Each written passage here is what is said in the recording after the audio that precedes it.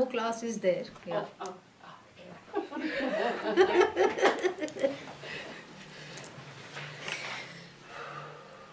That was fun I had with a child, right? 60 lollipops, how long it will take. Oh, in between class, Prasad. Oh, we are starting a new trend. Okay. Like trick or treat. Come, let's see your, show everybody your costume. Yeah. Show everyone. Yeah, that's beautiful. Very nice. I'm Hello Kitty. Yeah, your Hello Kitty costume? Yeah. What is Hello Kitty? It's from Japan. Hello Kitty is from Japan? It's a cat. Hello Kitty? I meant Dolls Minnie and Mouse. everything. Minnie Oh, Mouse. Minnie Mouse. Okay. That's Disneyland. Minnie Mouse, very nice.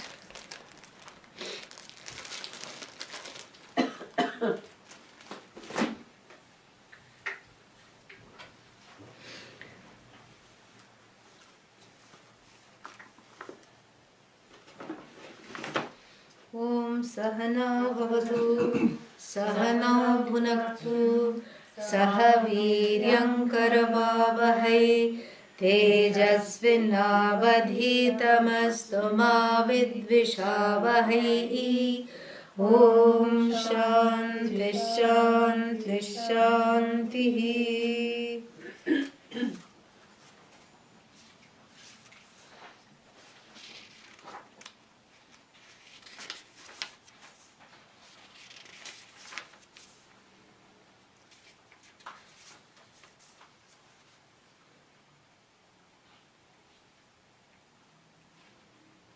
$68 or $232 if you're following it online. Sadbrahma karyam sakalam sadaiva Sadbrahmakayam sakalam sadaiva Sanmatrame tadnatatodnyadasti Sanmatrame tadnatatonyadasti Asti diyo bhaktina tasya mohaha Asti diyo bhaktina tasya mohaha Vinirgato nidritavat prajalpaha Vinirgato nidritavat prajalpaha. Having defined Satyam, Jnanam and Anantam, last time we saw. What is that definition of Brahman? Not attributes of Brahman. Attributes means adjectival to that very thing. Like when you say, bring me big, blue, fragrant lily. So the words big, blue and fragrant are adjectival to lily. There are many lilies. Bring me the big lily. There are many big lilies. Bring me the blue lily. There are many blue lilies. Bring me the big blue lily. There are many big blue lilies. Bring me the fragrant one. So these are the adjective has the function of distinguishing other things in its own class. Tall tree, blue lily. Like this, rainy day. This is what an adjective does. But a definition is that which distinguishes a thing from all other things. It's unique to that thing itself. Like avakasha pradatra akasha. The word akasha means space. What is the definition of space? That which accommodates is space. That's not an adjective. You see the difference? No. How many spaces are there? Yeah, if you say, if you say 2, then we'll have to wonder where the second space is. Yeah. So, you see, the thing is this, that there is only one space. Just like there is only one Brahman. So therefore there is no need to distinguish this one Brahman from others in its class, which is the duty or the work or the function of the adjective. The function of the adjective is to distinguish things other than itself, from things like it, within its own class. And then the function of the defining words or these indicatory words, Satyam, Jnanam, Anantam, they don't distinguish it from others within its class. How many Brahmans are there? One. So you don't have to say, bring me big Brahman. Brahman is the biggest thing there is. Blue Brahman. That which is blue is Brahman. That which is not blue is also Brahman. And you can say that till one is blue in the face. You can say that. It is still Brahman. So big Brahman, blue Brahman, all this we don't need. Right? We need a definition of Brahman. So therefore, these three words, Satyam, Brahma, that means that which is Brahman. We saw this last time.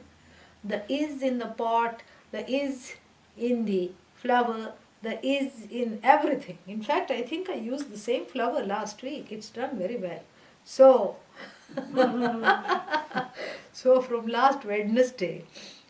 So then that time I said flower is, right? Yeah.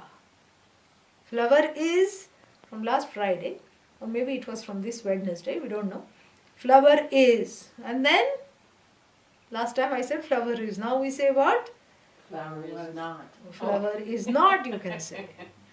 And what is there in the sentence flower is not? Is. You have to use the word is even when you say is not. Meaning it's not in this particular form. It cannot be any longer called flower. It's not at this particular form in this present state. It's in a very unpleasant state.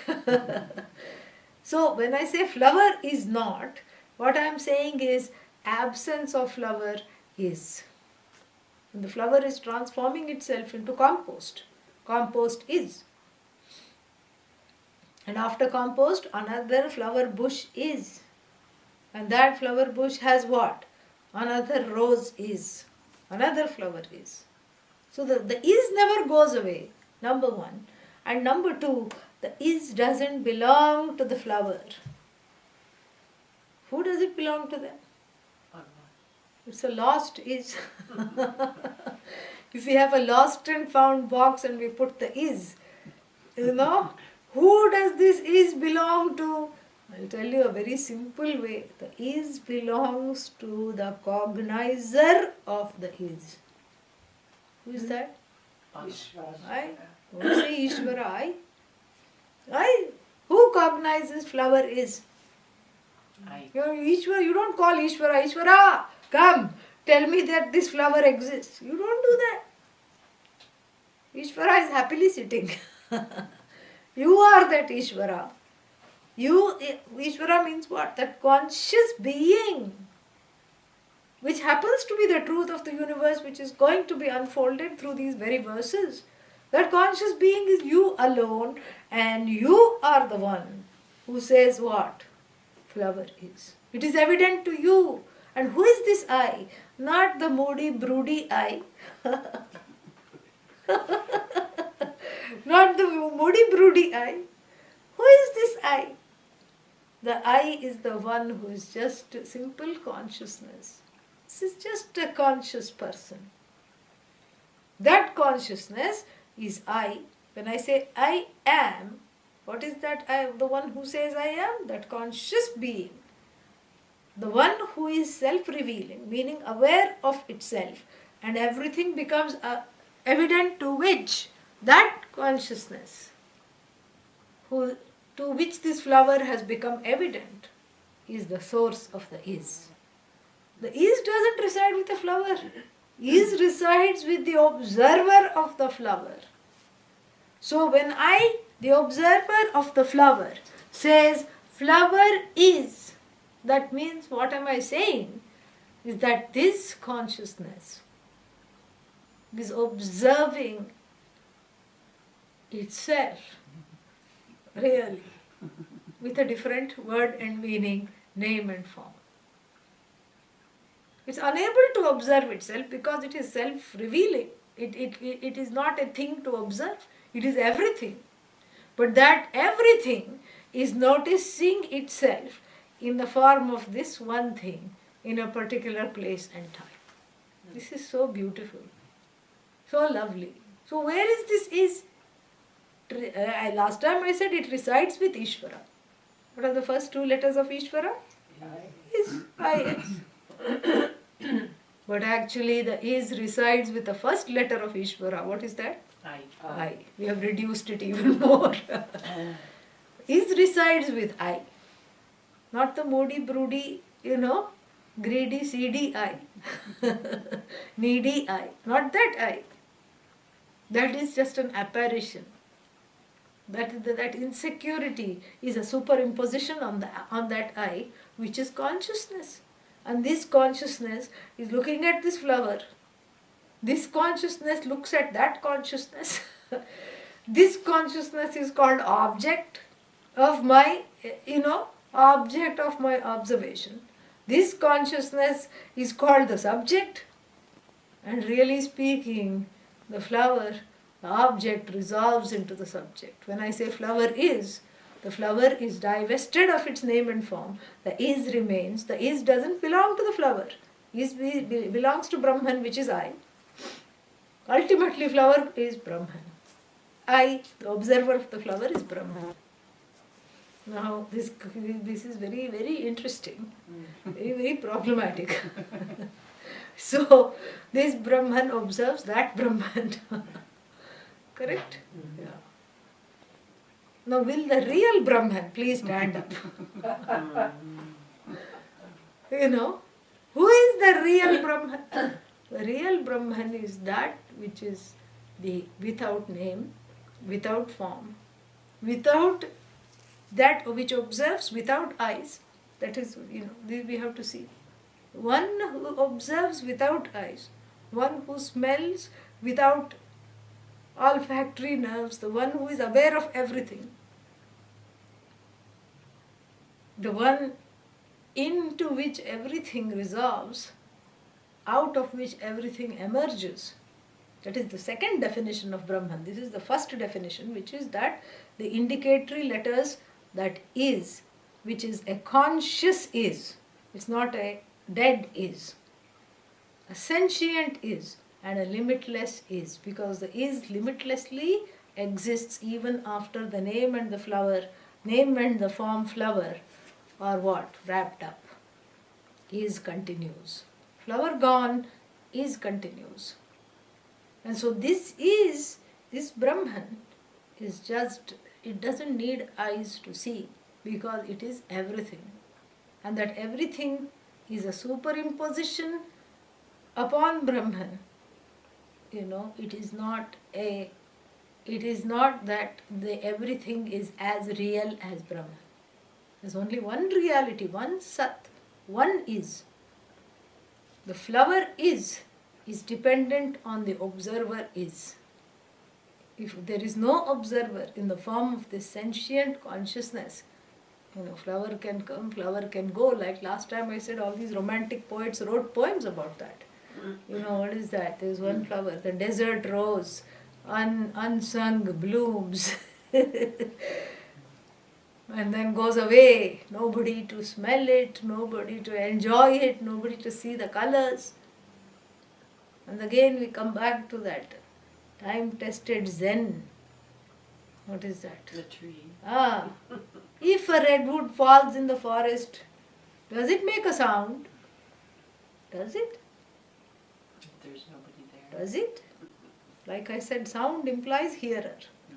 Can there be a sound without hearer? Go figure, that's all. That is something to keep you awake tonight. Can there be a sound without hearer? Hearer can be without sound. That's how one can say the silence was so ominous that one could hear a pin drop. You write like this. So hearer is hearing the absence of sound. Absence of sound, hearer is. But what about the other way around? When I say sound is, that has to bring in the hearer. There is no sound without the hearer. That's like the other, now we are getting into the Zen stuff. Yeah, what is the Zen stuff, What is the sound of one hand clapping? That is another Zen koan. What is the sound of one hand clapping? Yeah, that's what it is. So really, this is all just, Zen stuff. And if you don't like Zen stuff, you can say, that was Zen, this is Tao. You can say that. So, really speaking, the object and subject are only separation between the object and the subject is not ultimate, is not real. There is only the subject. And the subject, as it were, morphs into the object and stands separate from the object, but really resolves into the subject. The object resolves into the subject. The subject cannot resolve at all. That which does not resolve is the subject matter of Vedanta. I, aham. In fact, the word aham also is very beautiful. What is the first letter of letter? Just guessing. What's the last letter of the Sanskrit alphabet? Chant. Va, a, I, u, r, lr, a, o, ka, kha, ga, gha, nga. Then cha, cha, ja, jha, nya. Then ta, tha, da, dha, na. Then ka, ta, ta, tha, no, ka, cha, ta, tha, da, dha, na. Then pa, pha, ba, bha, ma. Then semi vowels? No semi vowels? Ya, ra, la, va. And then ma was finished. Pa, pha, ba, bha, ma. No, pa, pha, ba, bha, ma. We finished that. Ya, ra, la, va. What about sibilants? No sibilants in Sanskrit? What are they called? How are they? Sha, sha, sa. And then?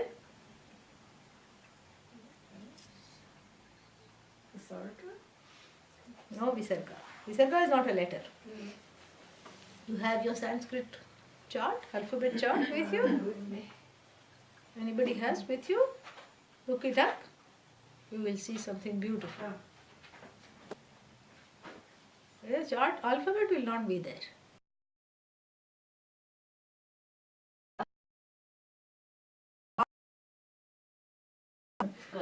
Aham, a and ha, that which is encapsulates the whole universe. Everything from A to Z. Aha, is just finishing it.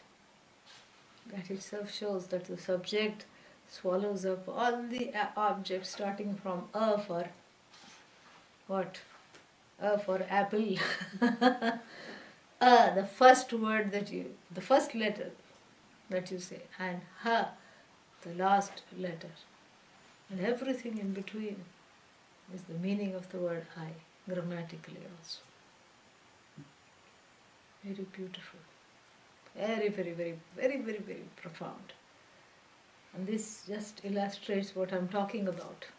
That all these subjects collapse, as it were, into the object. All these objects collapse, as it were, into the subject. The subject is free, limitless. The truth of the subject is free, limitless, and whole. Sentient consciousness. That is the meaning of the word I. This is Satyam Jnanam Anantam. Beautiful. Very, very beautiful. And that is what we have finished studying last time. Satyam Jnanam Anantam Brahma Vishuddham Yat Param. Param means that which is the ultimate. Vishuddham, that which is pure, free of hurt, free of guilt. Nityanandam, always happy. Ekarasam, always, always the same. It's not bound by time. Pratyag abhinnam, non-separate from the meaning of the word I. Nirantaram, always available. Jayati, which is always abides, which always prevails, which does not go away. And then it says here, Then what about the universe? Because we have to see now what about this universe, right? So if everything is I, then what about this part, thought, cot, hat, mat, cat, rat? So many things are there. Then how do I reckon them? And the next verse says, Sad Brahma Karyam. Karyam means they are Brahman, which is Sat, is the cause, and all these are the effects. So everything from pot, thought, hat, cat, everything are the so-called effect of this Brahman, which is the causeless cause. And then so each effect has the DNA which is of Brahman. Or actually I shouldn't say DNA, I should say SCA. Yeah. What is the SCA? Satchidananda. So if you put everything through a test, a maternity test or a paternity test, then the parent of everybody would be revealed as Brahman. So that means what? The flower is also Sat Chit Ananda.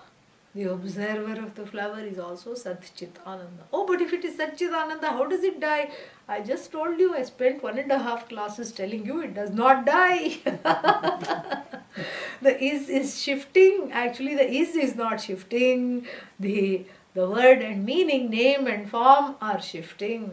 The is just dressed up differently. Every day is Halloween, for which is that is Brahman. Yeah, every day it is wearing some cute or scary costume. Yeah, that is Brahman. Brahman likes to dress up.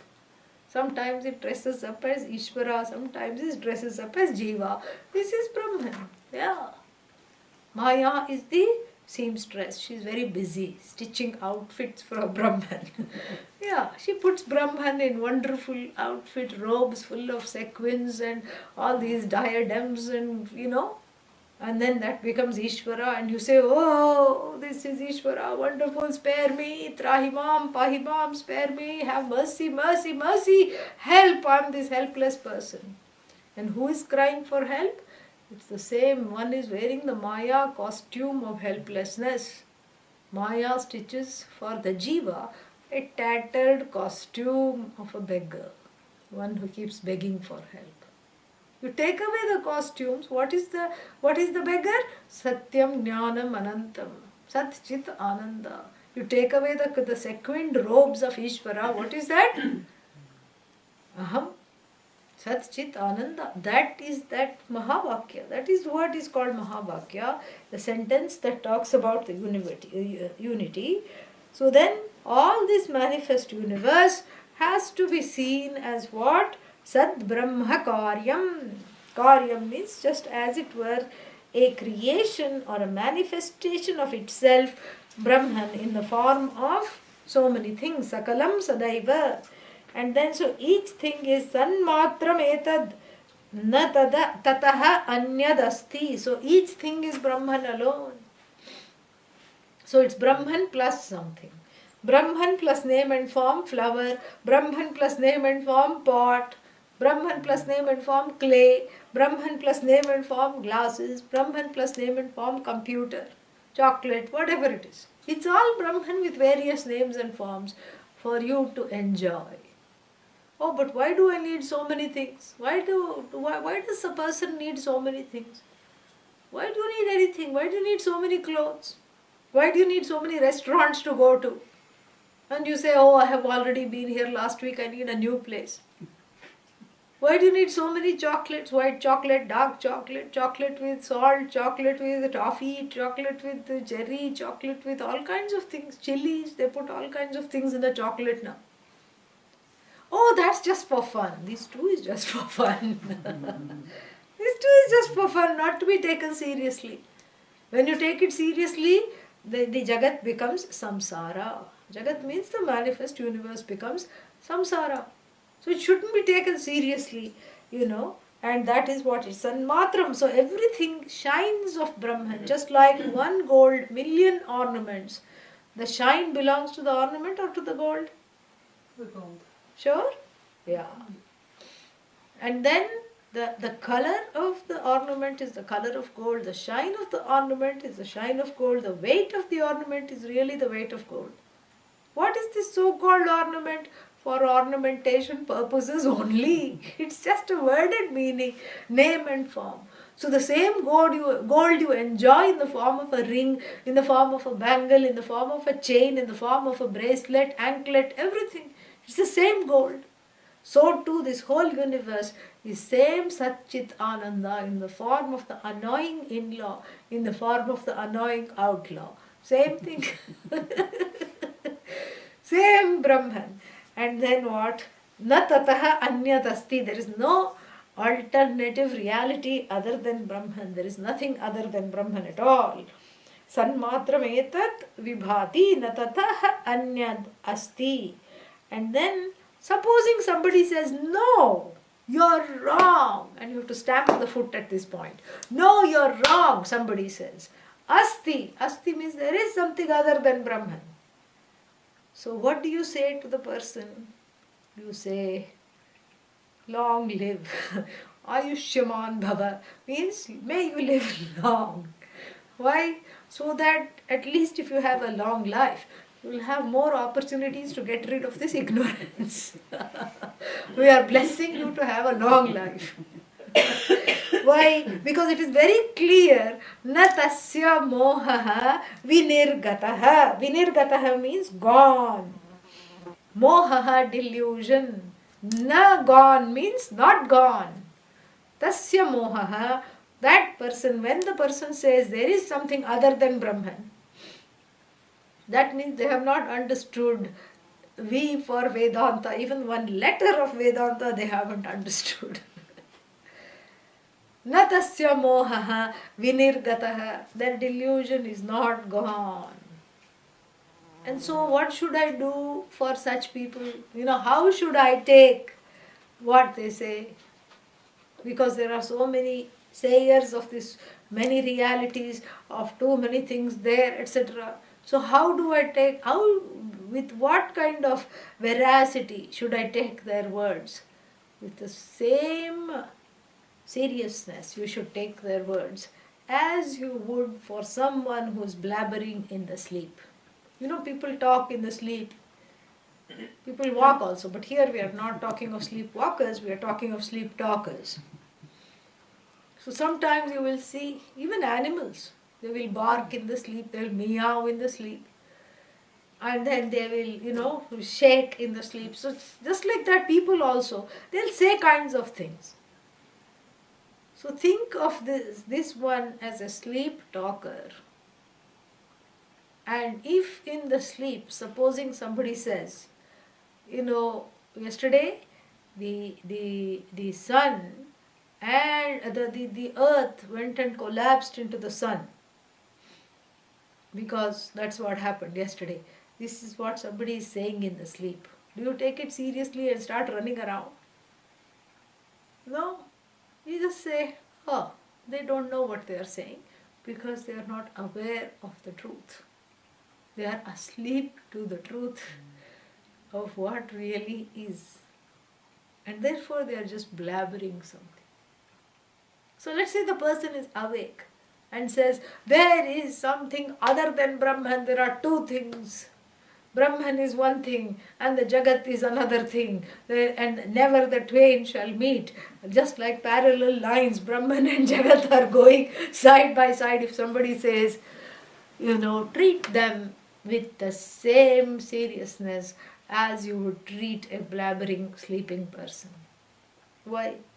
Because they are asleep to the truth of Brahman. So in this sleep, in this fitful sleep of samsara, means they are asleep to their own nature.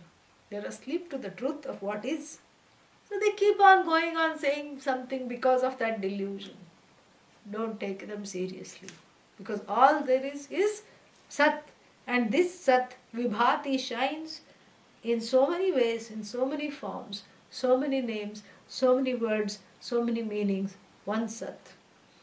that which is observed resolves into the observer, and that which doesn't resolve into anything else is the ultimate Brahman, is the truth of oneself. And if anybody dares to question that or disagree with that, their delusion is not gone. You know, everything is blabbering. They don't understand when you say Ishvara is separate from me. Bhagavan or God is separate from me. When you say, what happens? Then God becomes limited. You know, you can say so many things like God is limited. That's what you're really saying. God is limited. You say, you know, cousin lives in California and then somebody else, friend lives in Texas, uncle lives in New York, God is in heaven. One more thing in the universe God becomes. And that means what? Poor God. Reduced to a limited entity because you are not able to see the truth of what is. And so you know, you don't require the teaching to establish the duality, because duality already is. The teaching is to remove the duality by removing the ignorance which makes everything separate from everything else. Next one. Then what we come across a few verses which talk about quotation from the Vedas, from the Upanishads, and unfold those.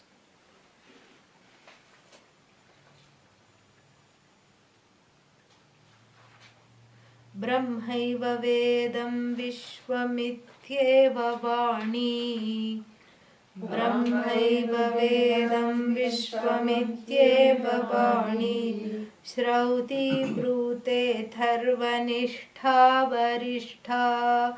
Shrauti brute tharvanishtha varishtha.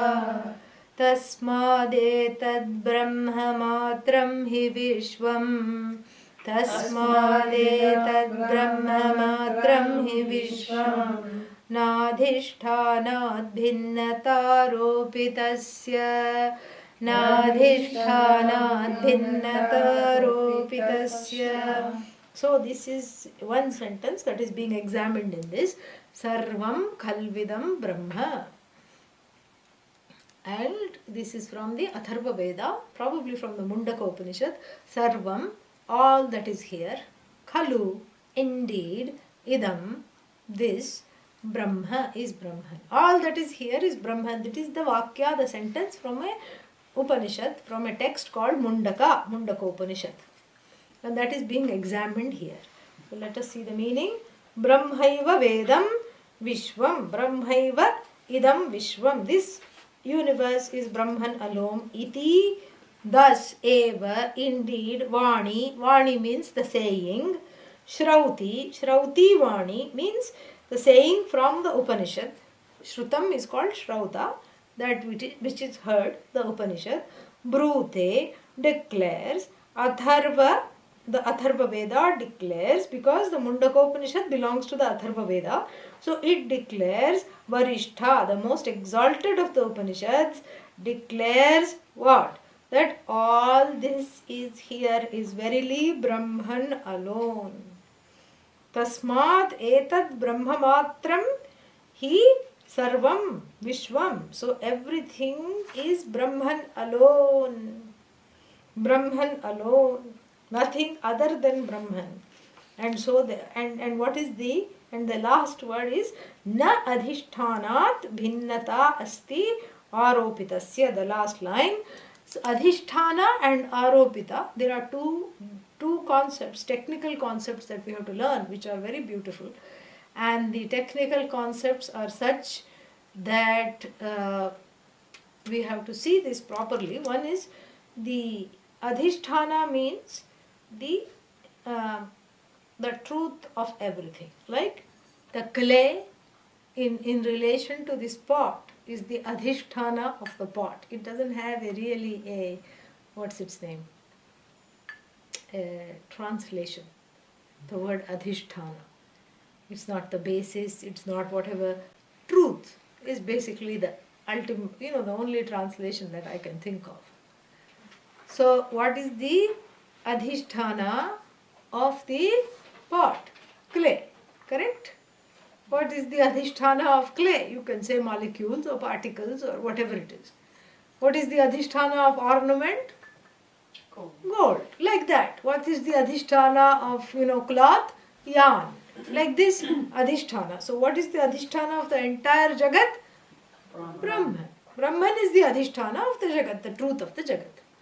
And then, what is the Jagat? The word for the Jagat in relation of Brahman, aropa. Aropa means that which is superimposed. Superimposed is very interesting word because it is not real and it's not unreal. It's in between. Like the ornament, you cannot say it doesn't exist. Can you say the chain, the bangle, the ring does not exist? No. But it does not exist independent of gold. Right? So the aropa is dependent on adhisthana. But is the adhisthana dependent on aropa? No. Ornament dependent on gold. Is the gold dependent on the ornament? No.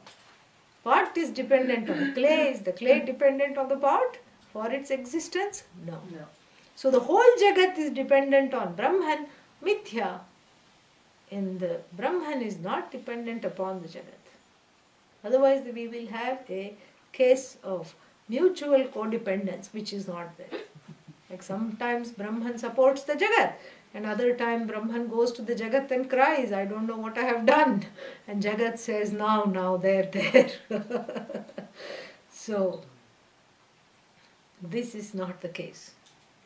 So, aropa means that which is superimposed upon a thing which is free of that very thing. So, the gold, for example, is free of being an ornament. It can live as a brick for many generations.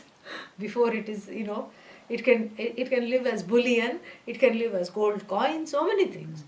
But it is not dependent upon the ornament for its existence. So, aropa means that out of which something has come, which is an incidental reality. Like pot is incidental to clay. Clay is, intrinsic to pot. Do you see this difference? Yeah. From the point of view of clay, pot is an incidental manifestation of clay.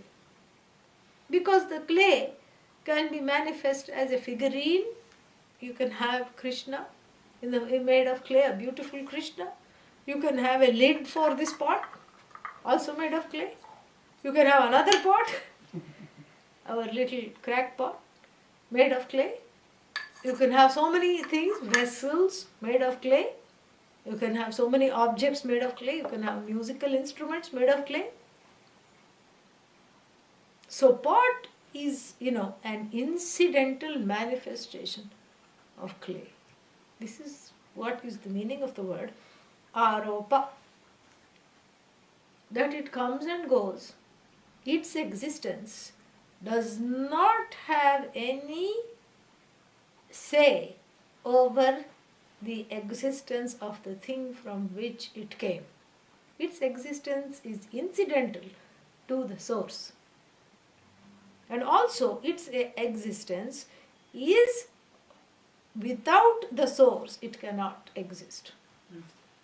So the pot in relation to the clay comes and goes, but if you switch it, if you say, is the clay incidental to pot? No. Clay is intrinsic to pot because the top of the pot is clay, the bottom of the pot clay, except where there is a little hole. Yeah, that is non-clay. But the rest of it is clay. Bottom of the pot clay, top of the pot clay, inside clay, outside clay, everywhere clay, clay, clay, clay, clay. Without clay, there is no pot. Without fabric, there is no shirt. If I say, please keep the shirt, but give me the fabric, what will happen? Yeah. Emperor's clothes. That's what will happen. Really. So it is not possible to do that. This is the relationship between aropita. The aropita means that which is superimposed does not have a being without the superimposing thing, which is Brahman. And Brahman has a being without that which is superimposed. Brahman is called Adhisthana and Aropa. This is the thing. So rope, snake, which is Adhisthana, which is Aropa? Huh? Adhisthana is rope and the snake is superimposed out of one's own personal fear and terror. Raga Dvesha comes in the form of the snake and you quote unquote see the snake as it were instead of the rope, correct? But the rope is the one giving the being to the snake. Where is the snake? Nowhere. In your own head the snake is. And so the rope is the one, the snake is the one which comes and goes, which is a projection as it were of the rope. And that projection is withdrawn when the truth of the snake is understood by shining the flashlight of knowledge on the very thing. And what happens to the snake? Disappears. It disappears. It doesn't slither away. It doesn't become one with the rope. That's why it's called Aropa, because rope is involved. Yeah. So it doesn't become one with the rope. It doesn't slither away.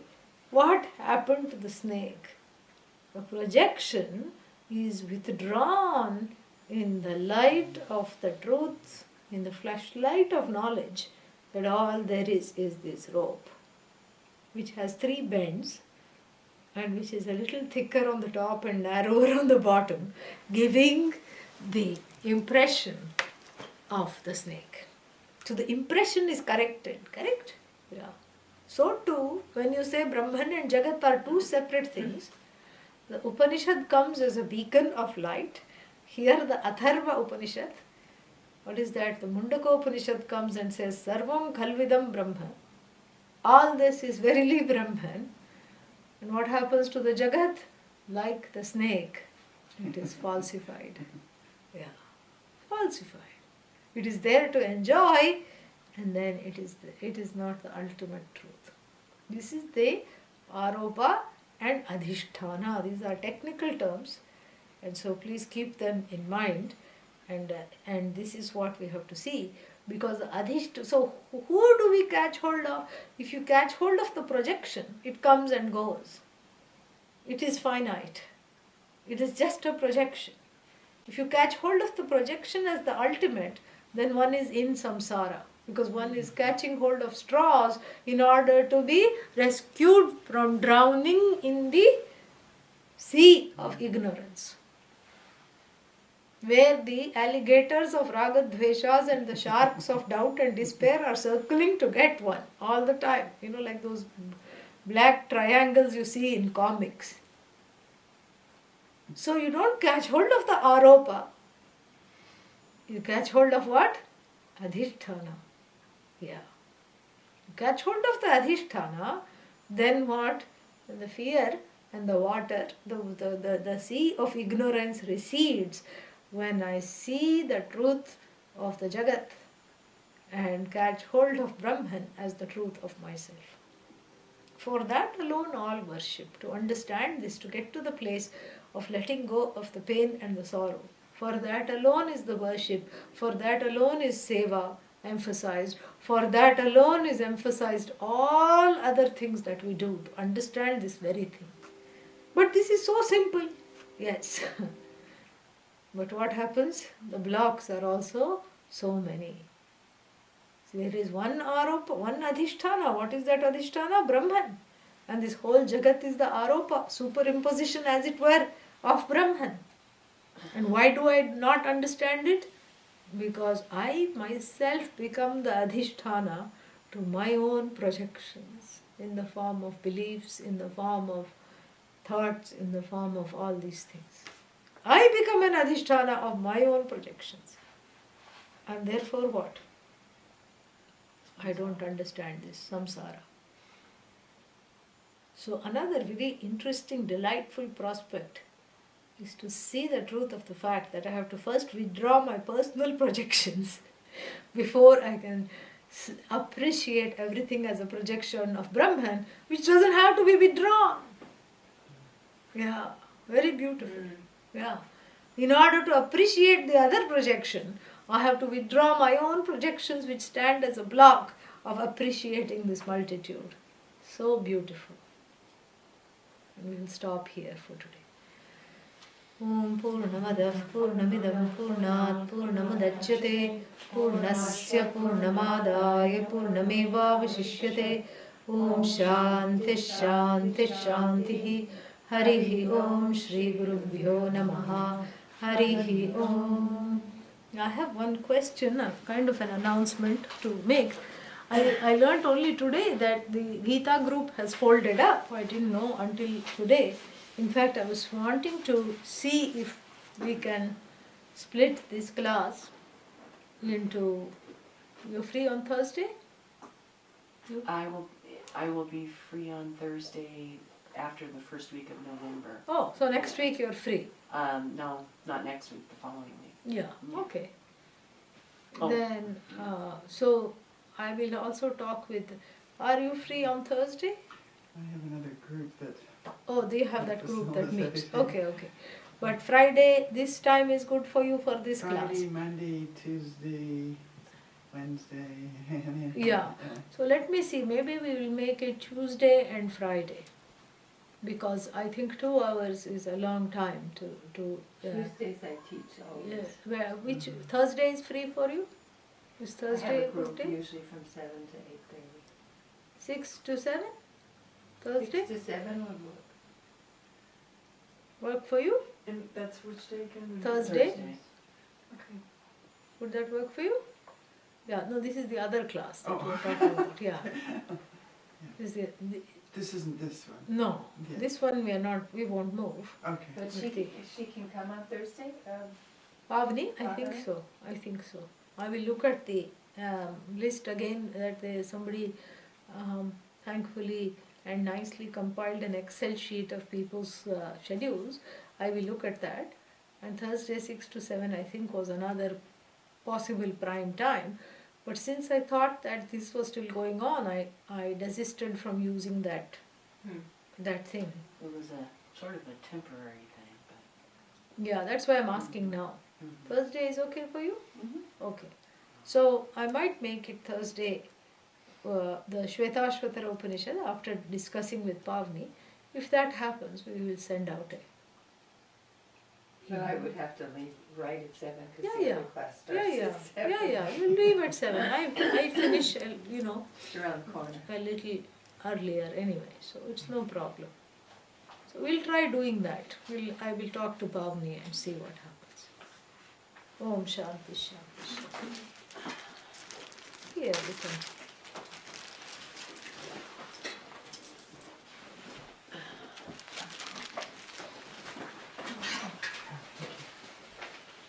This is still from October election. Thank you. Yeah.